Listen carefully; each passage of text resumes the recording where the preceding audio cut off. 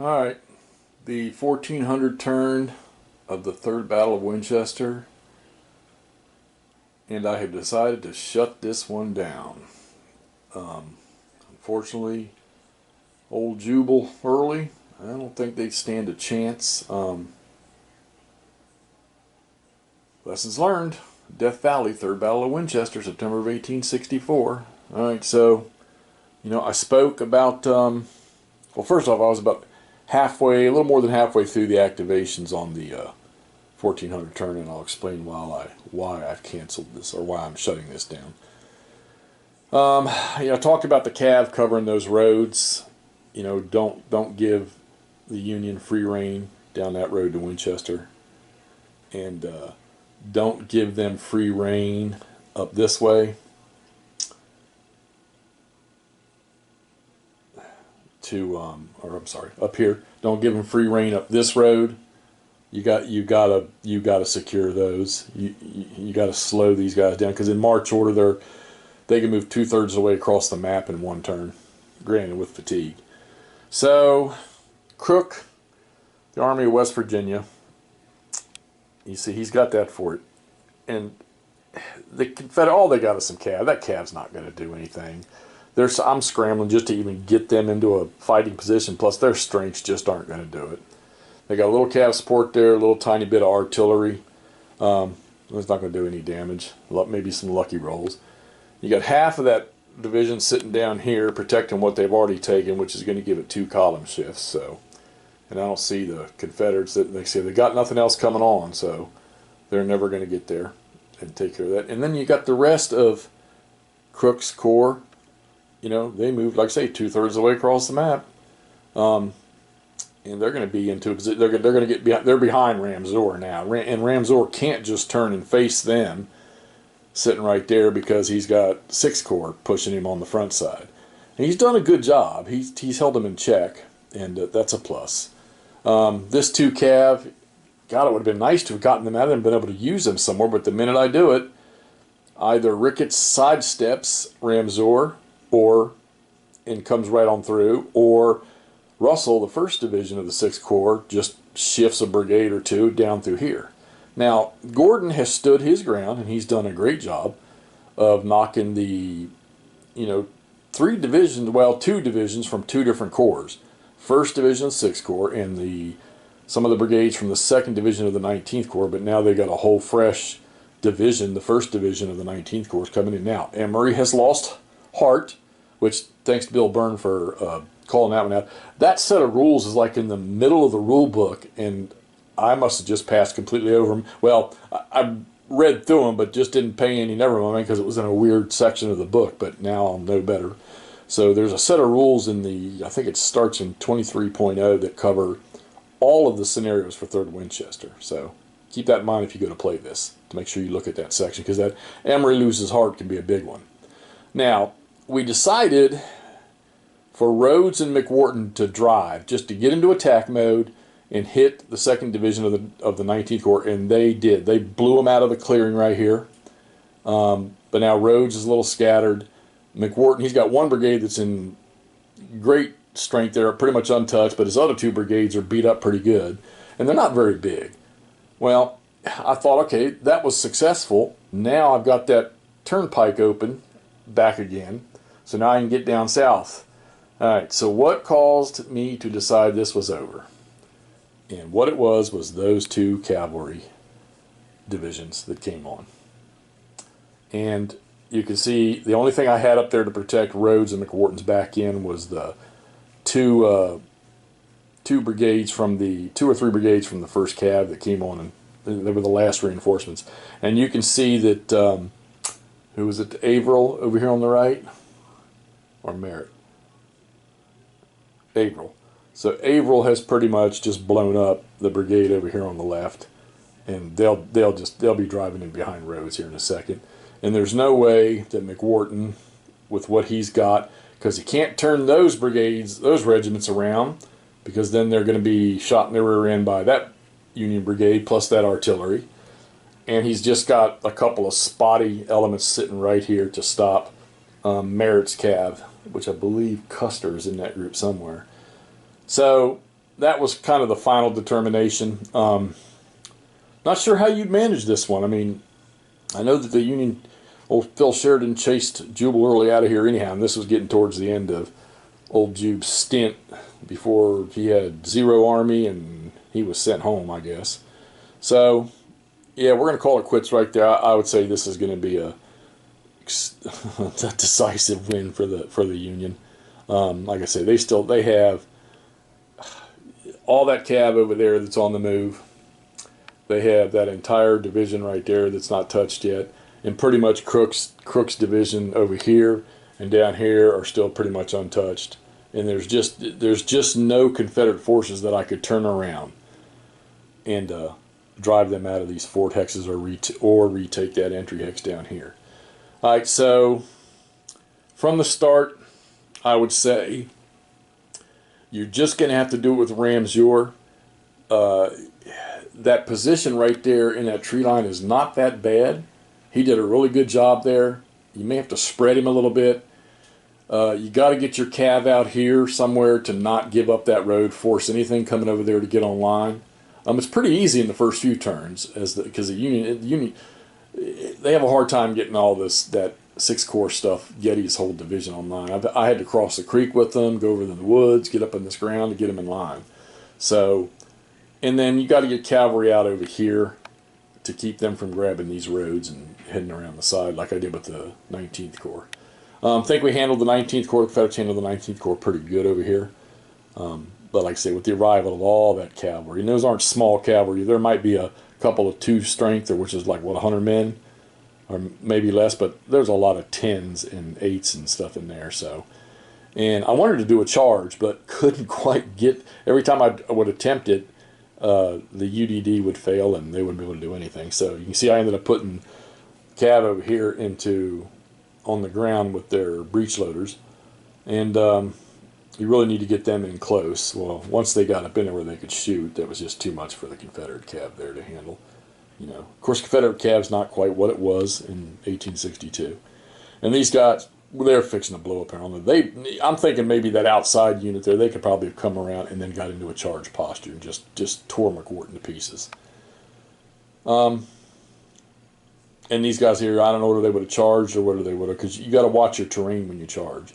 Plus, you know, units adjacent to each other in line up here if you charge them, with the effect of that.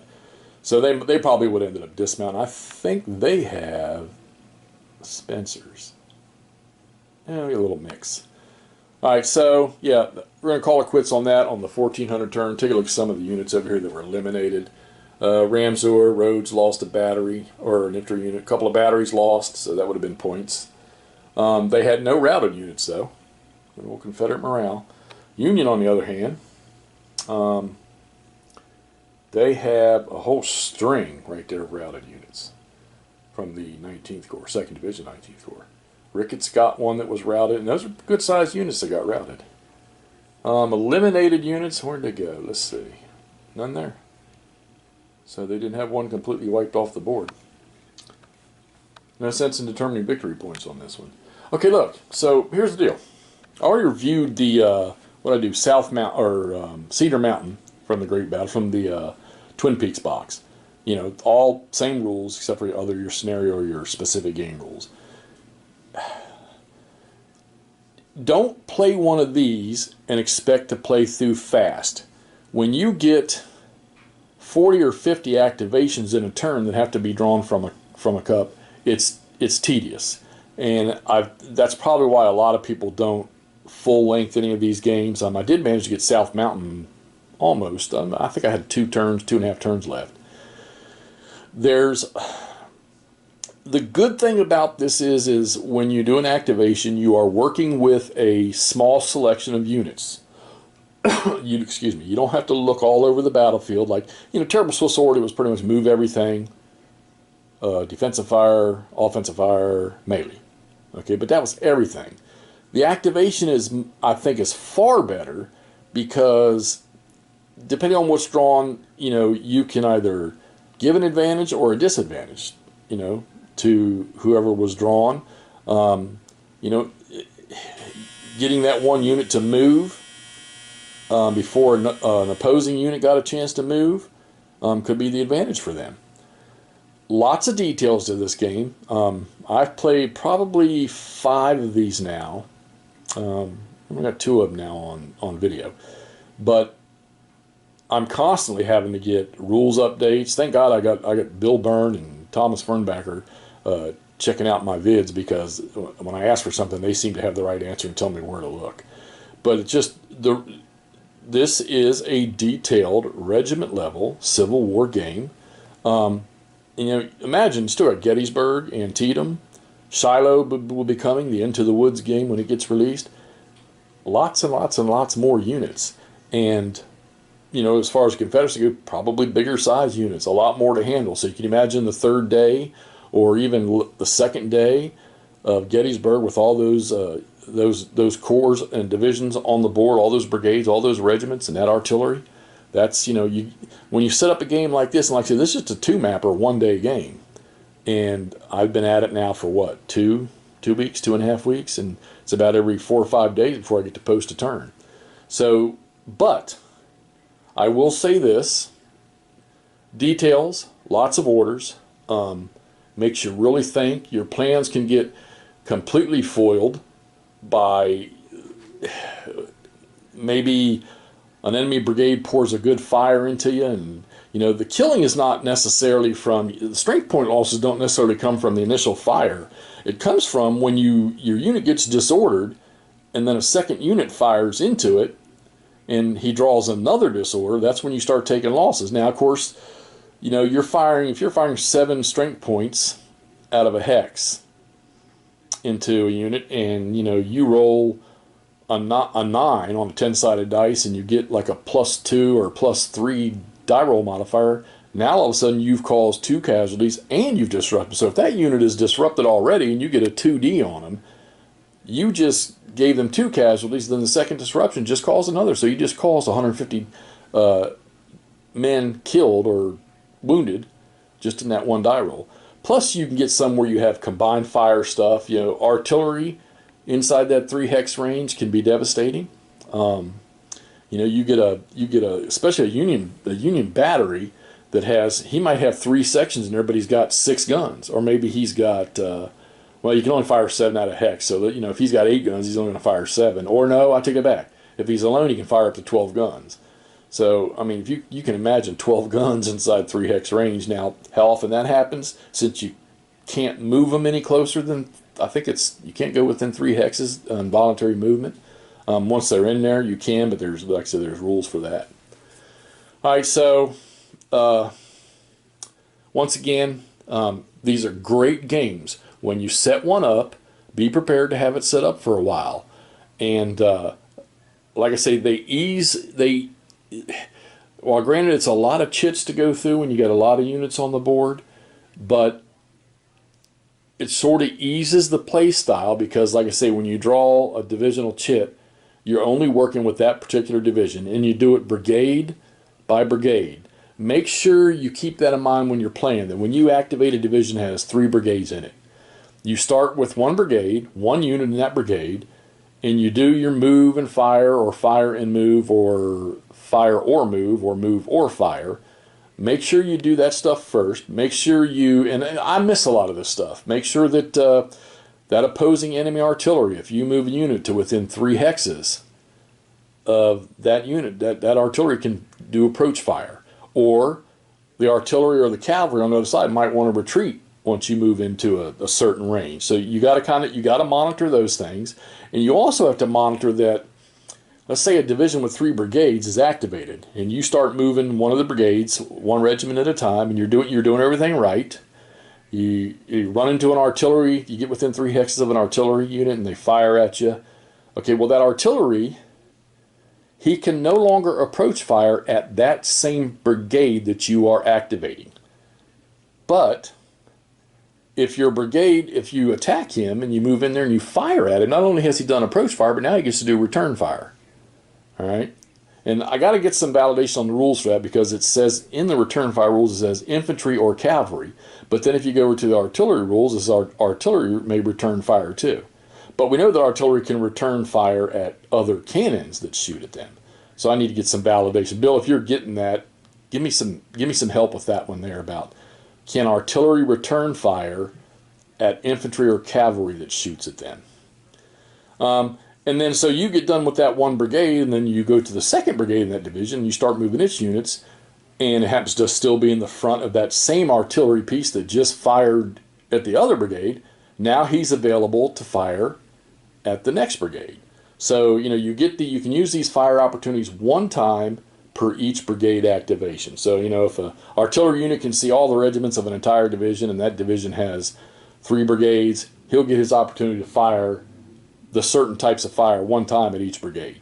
So keep those things in mind. There's a lot of little details you got to watch. Like I didn't catch, like say the Emery loses heart rule. If that hadn't been pointed out to me by Bill Byrne, I might not have seen that one. And it did have a big effect on the events here in this field here and along these trees. Okay, so once again, lots of detail to the game. It will play slow. I find it extremely fun, and I'm ADD as hell, and I love setting these things up. I think for the next one that I set up, I'm not sure which one it's going to be, because you can see I got them all over there. So, plus I got all the old ones. I got the whole series. I think it was like 27 or 28 games in the Great Battles of the American Civil War, starting back all the way, what, in the 70s. And I've got them all. But I think what I'm going to do with the next one that I decide to put up, maybe take a small scenario, and maybe I can help with, you know, some of the rules that I know, and maybe I can get some help with some of the rules that I don't quite have a grasp on yet. Like open order. I finally got open order into play here. Yeah, they get shot at. There's a -1 DRM, anybody shooting them, so that helps a little bit. You know, it's amazing because Ramseur did really not get beat up as bad as you would have thought. He was able to disrupt and keep Getty's division from the 6th Corps, just keep them at bay. And then, between him and 2 Cav over here, he was able to keep Ricketts' division from the 6th Corps at bay, while Gordon dealt with the 1st Division of 6th Corps over here. You know, I probably could have had, depending on what Rhodes was going to do right here, if he would have kept driving and tried to hit the 1st Corps, or the 1st Division of the 19th Corps, Gordon might have been able to drive in there and drive that out. But regardless, it's not going to matter because of this over here, this down here, and the massive freaking army of cavalry up here. All right, guys, I'm going to close this one out. Hope you all enjoyed this. There's going to be more. So, you know, if you enjoyed this stuff, hey, give it a like. If you want to keep up to date whenever I do something new, hit that subscribe and hit that bell, and you'll be updated. All right, thanks for watching. We'll talk to y'all later.